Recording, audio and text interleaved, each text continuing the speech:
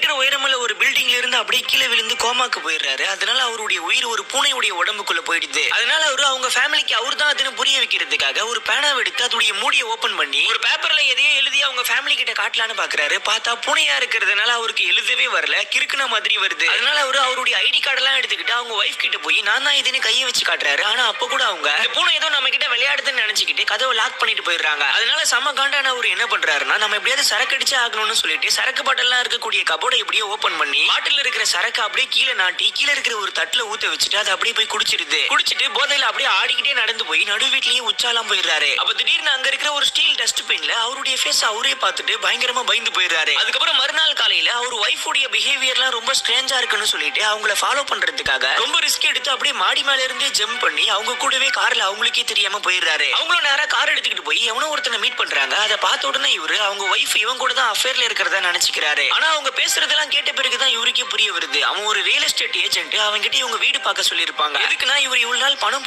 தான் சுத்திக்கிட்டு இருந்திருப்பாரு, ஃபேமிலியை ஒழுங்கா கண்டுகிட்டு கூட இருந்திருக்க மாட்டாரு. அதனால ஒய்ஃப் அவரை டைவர்ஸ் பண்ணிட்டு தனியா போகணும்னு முடிவு பண்ணிருப்பாங்க. இது தெரிஞ்ச அவரு ரொம்பவே சோகமாயிடுறாரு. அதுக்கப்புறம் அவங்க பொண்ணு ஹோம்ஒர்க் பண்ணிட்டு இருக்கும் போது தப்பான ஆன்சரை மார்க் பண்ண வருவா. இவர் அதை தடுத்து கரெக்டான ஆன்சரை போட வைப்பாரு. கடைசியில இவர் எப்படி அந்த பில்டிங்ல இருந்து கீழே குதிச்சாரோ அதே மாதிரி அந்த பூனையும் அந்த பில்டிங் உடைய உச்சியில இருந்து அப்படியே எகிரி கீழே குதிச்சிருது. அப்படி குதிச்சதுனால அந்த பூனையுடைய உடம்புக்குள்ள இருந்த இவருடைய உயிர் திரும்பவும் கோமால இருந்த இவருடைய பாடிக்குள்ளேயே வந்துருது.